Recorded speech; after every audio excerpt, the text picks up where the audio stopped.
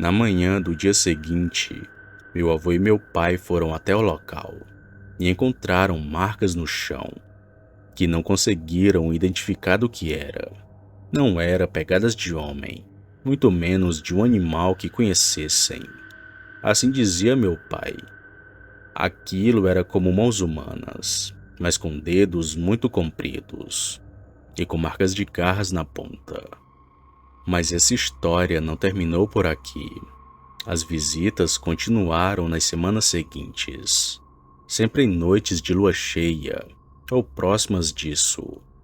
A criatura não atacava diretamente, mas estava circundando pela propriedade, deixava marcas, matava galinhas e, em uma certa ocasião, matou um dos cachorros da família.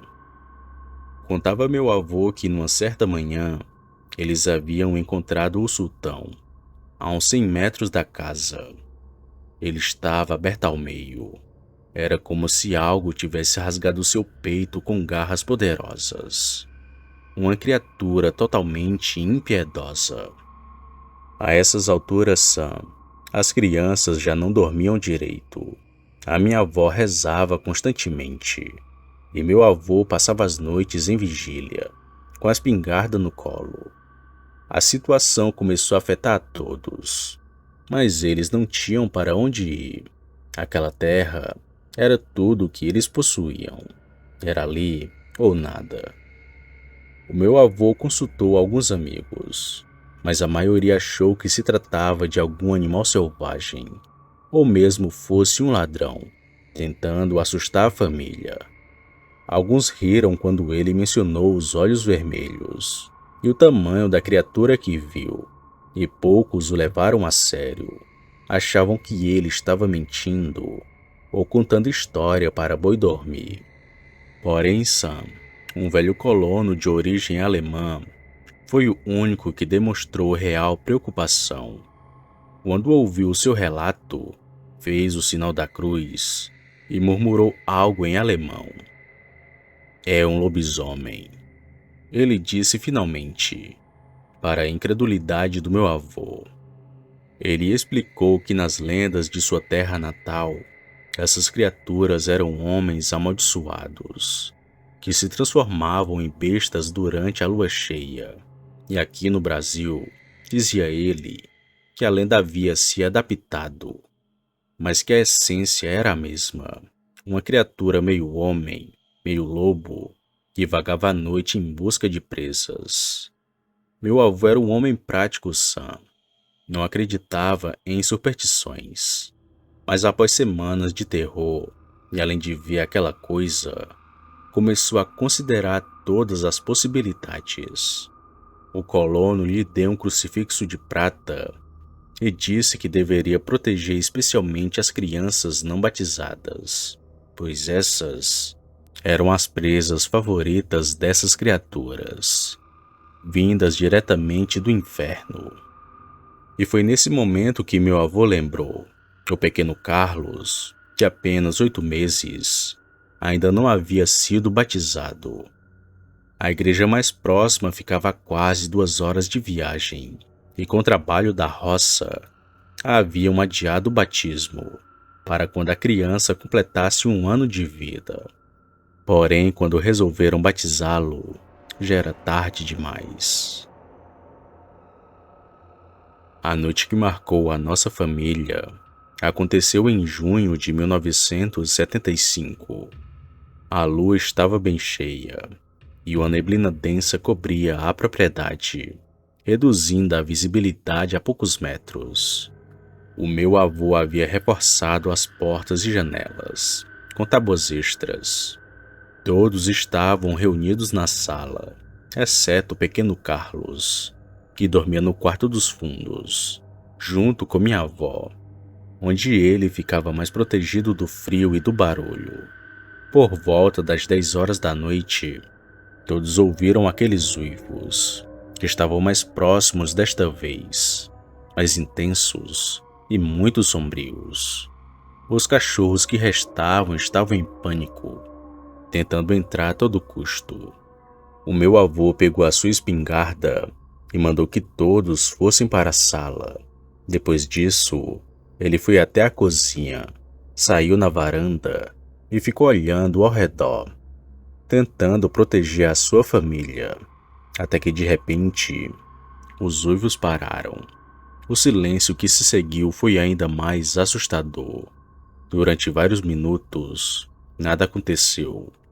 Foi nessa hora que meu avô ouviu uma coisa de 4 patas correndo muito rápido perto de sua casa. Ele correu atrás daquela criatura, deu vários tiros, mas não acertou. Nisso, Sam passou cerca de 5 minutos. Foi uma coisa muito rápida. Eles ouviram passos pesados na varanda dos fundos, bem perto do quarto onde Carlos dormia. O meu pai e seus irmãos correram bem rápido. Quando chegaram no corredor que levava para o quarto do bebê, eles ouviram aquele estrondo e logo depois o grito da minha avó. A janela havia sido arrancada com força e alguma coisa estava correndo dentro do quarto. O grito do bebê durou apenas alguns segundos, mas minha avó gritava feito uma louca. Ela estava desesperada. Quando meu avô retornou e entrou no quarto, a janela estava completamente destruída e havia um buraco na parede de madeira, como se algo enorme tivesse passado por ali. Com certeza foi o lobisomem. O berço estava vazio. Meu avô, assim que viu aquilo, correu para a janela quebrada. Foi aí que ele viu, já à distância, e iluminada pela luz da lua, uma figura alta, de pé, nas 2 pernas traseiras, segurando algo pequeno na sua boca. Meu filho! Meu filho! O diabo levou meu filho! Ele gritou desesperadamente e correu atrás daquilo. O meu avô e o meu pai correram para fora, perseguindo aquela criatura mata dentro. Aquela busca durou a noite toda. Juntaram-se vizinhos, conhecidos, formaram grupos de busca que vasculharam cada canto da floresta por dias. Mas o pequeno Carlos nunca foi encontrado. Aquela tragédia transformou a minha família para sempre, Sam. A minha avó nunca se recuperou totalmente. Tornou-se uma mulher calada que pulava ao menor ruído. Meu avô, um homem agora obcecado, passou vários anos procurando casos semelhantes. Se alguma coisa havia aparecido por aquela região, e ele descobriu que naquela região do Paraná tinha várias histórias não documentadas de criaturas semelhantes. Relatos de colonos poloneses, ucranianos, alemães e italianos, que traziam consigo o medo do lobisomem. Aquele luto durou cerca de 5 anos e Carlos nunca retornou. Até que em 1980, a família se mudou para Curitiba. A propriedade foi vendida a preço baixo, pois ninguém queria morar ali, não depois que a história se espalhou. Mas o medo nunca nos abandonou completamente. Anos depois, Sam, já adulto, meu pai me contou uma parte da história que meu avô sempre mencionava. 3 meses após o desaparecimento de Carlos, um caçador encontrou a quase 10 quilômetros da propriedade, dentro de uma caverna, restos de roupas de uma criança. A polícia foi chamada, mas nada foi conclusivo. As autoridades locais registraram um caso como ataque de animal selvagem, possivelmente de uma onça. Quando eu cresci e comecei a estudar, busquei explicações racionais para o que havia acontecido. Poderia ter sido um homem desequilibrado, um animal desconhecido, uma onça especialmente grande. Bom, não sei. Nenhuma explicação parecia satisfatória. As descrições eram consistentes demais, as marcas muito específicas, o padrão de comportamento muito peculiar. Hoje, Quando visita a região oeste do Paraná, especialmente Cascavel, ainda sinto um arrepio quando passo perto da floresta de noite. Olho para a lua cheia e então me pergunto: estaria ainda por aí aquela criatura que levou meu tio? O meu avô faleceu em 2003, ainda atormentado pela culpa de não ter conseguido proteger seu filho caçula. Antes de morrer, ele me chamou perto e me disse assim: Flávio, não deixe que essa história morra. As pessoas precisam saber que há coisas nesse mundo que não compreendemos completamente, coisas que vivem nas sombras, que existem na escuridão, coisas que são do mal, Flávio, que não são do bem. Elas estão aqui só para a destruição. Em suas últimas semanas, Sam, já debilitado pela doença, meu avô confessou algo que nunca tinha dito a ninguém.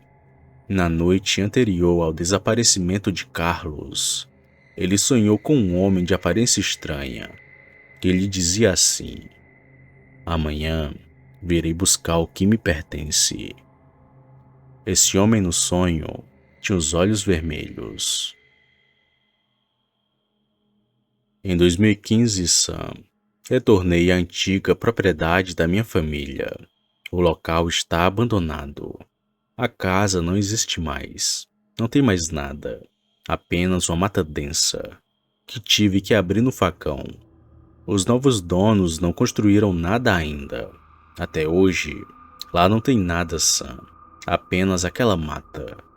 Os moradores daquela região ainda contam histórias sobre uivos estranhos em noites de lua cheia. Inclusive, alguns juram ter visto uma figura alta e escura caminhando na beira da floresta.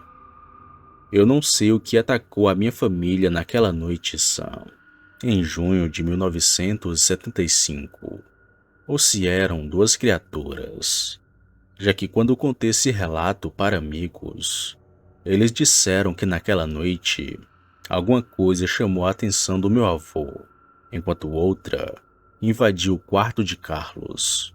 Não sei. Não sei se era realmente o que as lendas chamam de lobisomem, mas sei que algo muito real e aterrorizante mudou o curso da minha família completamente. Sam, aqui eu finalizo o meu relato, mas deixo um conselho para todos vocês.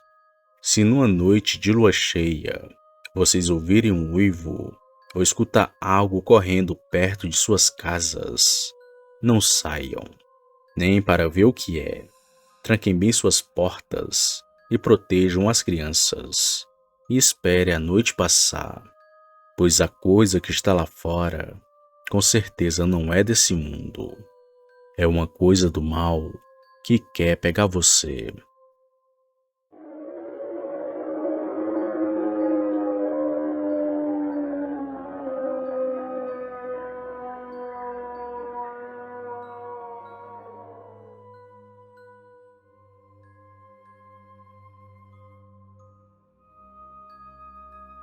Opa, e aí?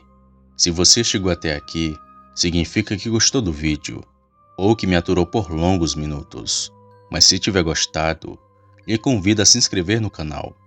Basta apertar no botão vermelho abaixo, esse que aparece na tela. Ative também o sino das notificações. Fazendo isso, você sempre será avisado quando sair vídeo novo, já que postamos diariamente.